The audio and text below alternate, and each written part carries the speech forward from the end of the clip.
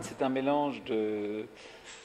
ça part de ce projet 6 milliards d'autres où on a été interroger des gens autour du monde et là on a interrogé 2000 personnes en posant à tout le monde les mêmes questions sur le sens de la vie. Alors c'est un film qui est un peu plus engagé dans le sens qu'on a voulu parler de la pauvreté, parler de la guerre, du pardon, de la pauvreté, de l'homophobie, de l'agriculture de subsistance, du sens de la vie, de la famille. C'est un espèce d'énorme truc.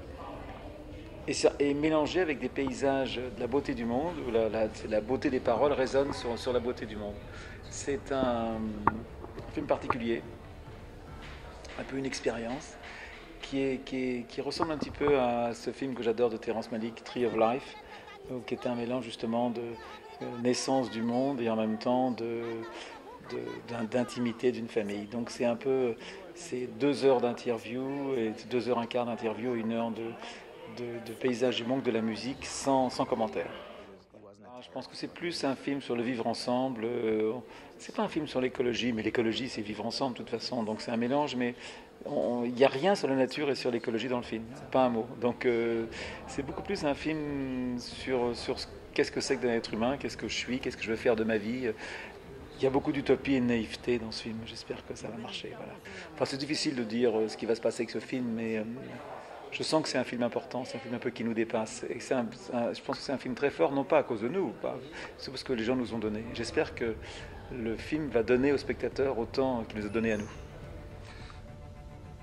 Autre chose, c'est que la COP c'est formidable, mais on a vraiment besoin d'une vraie révolution, une révolution de civilisation, et ça ne sera pas une révolution politique, je vais expliquer pourquoi. Elle ne sera pas scientifique parce qu'on ne va pas remplacer les 85 millions de barils de pétrole qu'on consomme tous les jours par des éoliennes ou des panneaux solaires. Elle ne sera pas économique parce que l'économie nous échappe aujourd'hui, elle sera à mon avis spirituelle si elle doit arriver, mais pas spirituelle au sens religieux, spirituelle au sens moral, éthique. Qu'est-ce que moi, en tant qu'humain, j'ai le droit de faire et de ne pas faire? Et c'est compliqué, c'est difficile. Voilà, nous, on est dans un...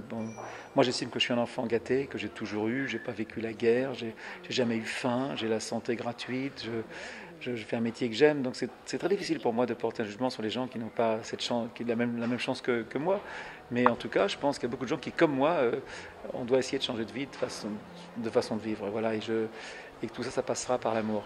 Voilà, c'est tout con, mais c'est un peu... Je sais que Libération m'avait traité un jour de grand nunuche en faisant une page assez méchante sur moi, mais j'aime bien, ça ne me dérange pas d'être un grand nunuche. Voilà. De toute façon, on va vers un monde inconnu, on ne sait pas si peut-être un monde différent.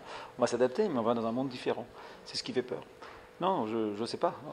Personne ne sait. Je pense que c'est qu'on consomme trop. Donc si on consommait d'une façon normale, du moins pour la planète, je crois qu'au mois de juin, on a déjà épuisé les ressources qu'on doit dépenser. Chaque année, on dépense 2 fois plus qu'on aurait dépensé.